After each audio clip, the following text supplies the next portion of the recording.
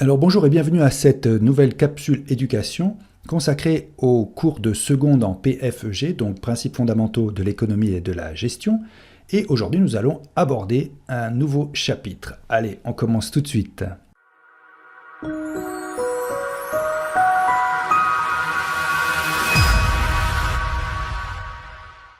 Dans cette vidéo, nous allons nous intéresser au thème 10, le développement durable, contraintes ou opportunités pour l'entreprise. D'abord, on va définir ce qu'est le développement durable. Alors, on va faire une petite définition, donc en rouge, je vous invite à la noter. Le développement durable, c'est un développement qui répond aux besoins présents sans compromettre la capacité des générations futures à répondre aux leurs.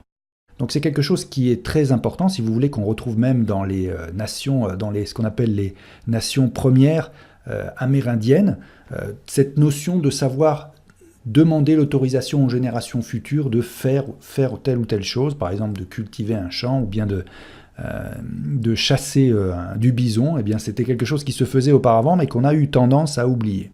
Et donc c'est quelque chose qu'il faut retrouver petit à petit, c'est-à-dire être conscient du fait que lorsqu'on agit, on agit aussi, ça a un impact dans le futur pour les personnes qui viendront après nous. Alors, quels sont les 3 principes du développement durable ? Eh bien, le premier, c'est la solidarité. Donc, entre les générations, entre les riches et les pauvres, entre les petites communes rurales et les villes. Et oui, on est tous, si vous voulez, un petit peu dans le même bateau, dans la même nation, on est tous citoyens à la fois de notre pays, mais aussi citoyens du monde. Et donc, il faut qu'on ait bien conscience de notre responsabilité solidaire. Ça veut dire que ce que fait l'un, eh bien, a un impact sur l'autre, etc. Ensuite, le deuxième principe, c'est la participation.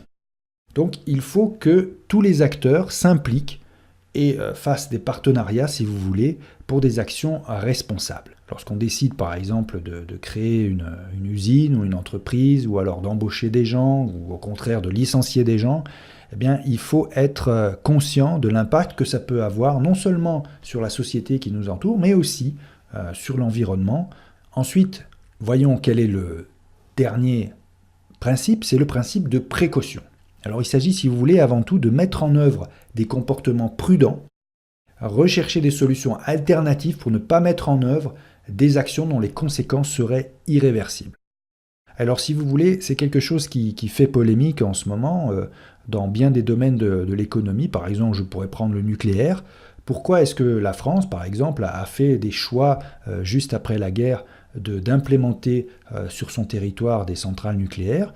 Eh bien tout simplement parce qu'à l'époque c'était quelque chose qui paraissait de toute façon tout à fait opportun pour éviter que la France soit soumise à d'autres puissances étrangères, si vous voulez. Elle voulait conquérir ce qu'on appelle l'indépendance énergétique. Et c'est le cas, on peut dire d'une certaine manière, oui, puisque on ne dépend pas des autres pour produire notre propre électricité, on en vend même. Alors le problème, c'est que ces centrales nucléaires, eh bien, elles vieillissent. Même si la technologie nucléaire a fait aussi des progrès entre-temps, eh bien, elles vieillissent et il faut, par exemple, stocker tous ces déchets nucléaires radioactifs qui sont dangereux. Est-ce qu'il faut continuer à faire cela par la suite? Est-ce qu'il faut chercher des énergies renouvelables? C'est tout un débat sociétal. Et donc, lorsqu'on a aussi des nouvelles technologies, des nouveaux procédés, eh bien, on peut adopter ce qu'on appelle le principe de précaution. On fait bien attention, on vérifie, on prend toutes les mesures pour savoir si ça n'a pas d'impact négatif sur l'environnement ou sur les humains. Alors maintenant, abordons aussi le thème 10, donc une deuxième question, si vous voulez. Est-ce que c'est une contrainte pour l'entreprise, ce développement durable ? La loi, si vous voulez, c'est une règle qui s'applique à une entreprise et aux citoyens dans un pays donné. La loi, elle est votée par le Parlement, et donc ce sont des règles qu'il faut impérativement respecter. Sinon, eh bien, on a des amendes, on risque d'avoir différentes difficultés. Définissons d'abord la contrainte. J'ai mis en rouge, alors. Une contrainte, c'est une obligation créée par les règles en usage dans un milieu, par les lois propres à un domaine ou par une nécessité. Je vais vous donner par exemple les piscines. Alors les piscines, c'est sympa, on peut se baigner, etc.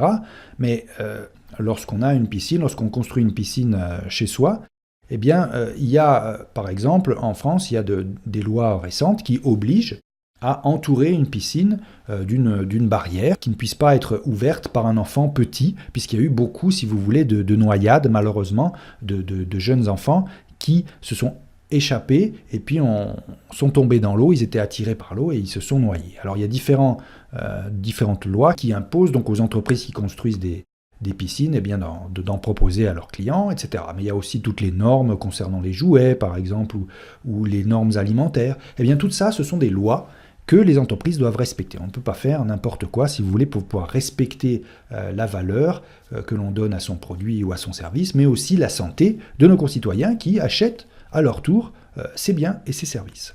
Et donc, voilà, alors ça, si vous voulez, c'est un petit peu la conséquence naturelle, les entreprises doivent respecter les lois dans leur domaine d'activité. C'est bien normal. Et en principe, c'est l'État qui fait respecter l'application des lois aux entreprises. Alors l'État, on a vu que c'est une notion un petit peu compliquée à comprendre, mais il faut comprendre que ce sont certains organes de l'État, donc notamment de la préfecture, qui viennent, des organes spécialisés, donc des fonctionnaires qui viennent et qui peuvent vérifier si vous respectez bien les lois dans tel ou tel domaine. Par exemple, si vous vendez des carottes, ou alors si vous fabriquez du savon, ou alors si vous vendez des jouets, eh bien il y a des lois à respecter dans ces domaines particuliers de l'économie. On va évoquer un exemple qu'on appelle la réglementation thermique pour le neuf. Alors le neuf, qu'est-ce que c'est? Donc lorsque vous construisez une maison, donc qui n'existait pas auparavant, si vous voulez, c'est une maison neuve, donc c'est un immobilier neuf. Il y a différentes étapes et on s'aperçoit, si vous voulez, que ces réglementations thermiques, elles ont été appliquées ici dans le temps, progressivement. Donc ici, on voit qu'en 1974, eh bien, on avait un coefficient, donc une consommation thermique qui était dans F, de 331 à 450, si vous voulez, et il faut qu'on arrive progressivement à ce qu'on appelle une maison passive, c'est-à-dire que, eh bien, on est, dans les années qui suivent, eh bien, des maisons qui consomment pratiquement rien comme énergie, puisque vous savez que l'un des enjeux de notre humanité, c'est de consommer de moins en moins d'énergie, de recycler de plus en plus, bref, pour combattre ce qu'on appelle le réchauffement climatique et d'autres enjeux pour notre humanité. Bon, eh bien, il faut progressivement donc obliger les entreprises, ceux qui construisent des immeubles ou des maisons, eh bien, à essayer de faire des efforts. Alors, à ce moment-là, ils vont demander à leurs clients, ceux qui achètent les maisons, vous et moi par exemple, eh bien, de payer un petit peu plus leur maison pour avoir un coefficient thermique qui soit le plus bas possible. Alors, on voit ici que donc là, si vous voulez, on peut obtenir une amélioration en 3 ou 7 ans. Ce sont des objectifs, si vous voulez, qui sont fixés par l'État en France et qui doivent être petit à petit respectés. Alors je vous ai pris cet exemple parce que c'est quelque chose que l'on retrouve un peu partout, si vous voulez, dans les voitures, dans les réfrigérateurs qu'on achète ou les machines à laver. Enfin, il y a toute cette nomenclature qui existe avec A, B, C, D, E, F, G, avec A, si vous voulez, là, A, c'est là où on consomme le moins possible. Donc c'est quelque chose dont il faut tenir compte dans tous les domaines de l'économie. Alors maintenant, si vous voulez, on va faire un petit récapitulatif très rapide de ce qu'il faut retenir sur cette leçon du développement durable en PFG. Alors voilà, l'essentiel à retenir.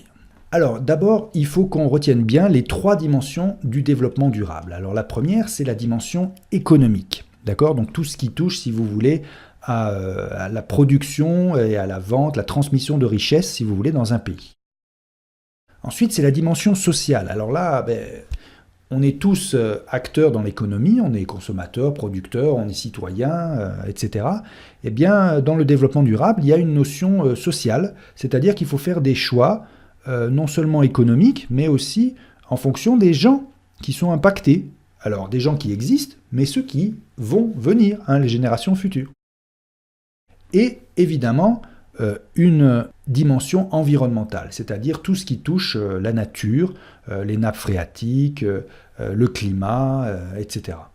Voilà, ça c'est les choses à retenir, donc économique, sociale et environnementale.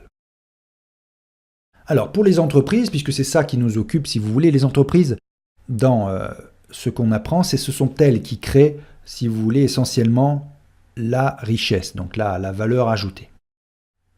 Pour les entreprises, c'est une contrainte, si vous voulez. Ça peut être une contrainte, c'est-à-dire que c'est une obligation qu'on leur fait, que l'État leur fait, en ce qui concerne leur production, leur manière de vendre, etc., le cahier des charges pour leurs biens ou leurs services.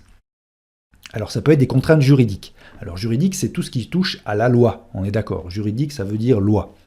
Donc par exemple, je veux produire des jouets en bois, eh bien il faut que le bois ait une certaine consistance, qu'il résiste au feu, qu'il soit aussi, lorsque par exemple un enfant le suce, le met dans sa bouche, eh bien que ça ne soit pas toxique, etc. Il y a un certain nombre de choses à respecter, ce sont des contraintes juridiques.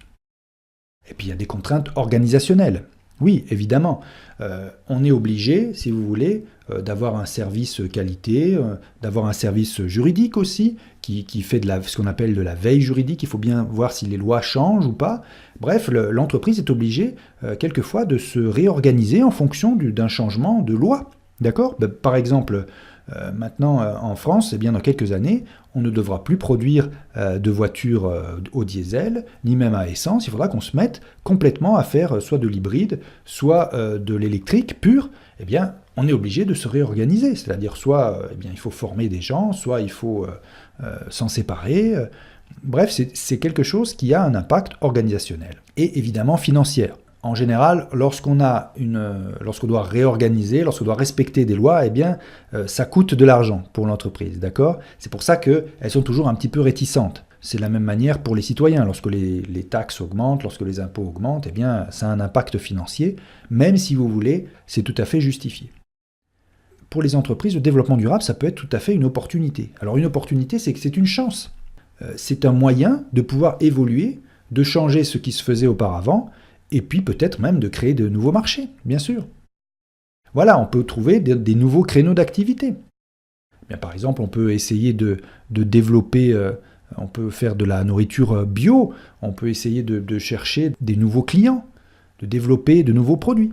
Alors, quelquefois, une nouvelle organisation, ça peut être aussi une opportunité. Oui, bien sûr, si on voit chaque changement d'organisation comme quelque chose de négatif, eh bien, on risque de ne pas profiter de ce changement qui arrive. Ensuite, la réalisation d'économies.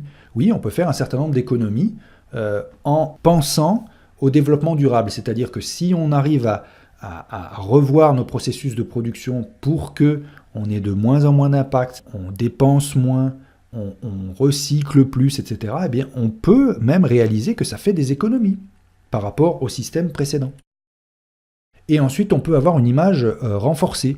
Oui, il y a aussi le bénéfice que peut avoir une entreprise à changer, si vous voulez, son image vis-à-vis des consommateurs ou vis-à-vis des citoyens lorsqu'elle promeut une image tout à fait en alignement avec le développement durable. Oui, ça peut être un gain tout à fait intéressant, alors non seulement en tant que renommée, mais aussi peut-être après en chiffre d'affaires. Si les gens ils ont confiance, ils voient que cette marque fait des efforts, eh bien ils auront envie d'acheter peut-être plus de produits ou de services. Alors voilà qui clôt un petit peu notre thème numéro 10 sur le développement durable. Alors retenez bien toutes les notions qui ont été développées dans ce cours, et puisqu'elles vous seront utiles, et peut-être, pourquoi pas, il y en aura dans une évaluation future. Allez, je vous dis à bientôt dans une autre vidéo, dans une autre capsule éducation. Salut!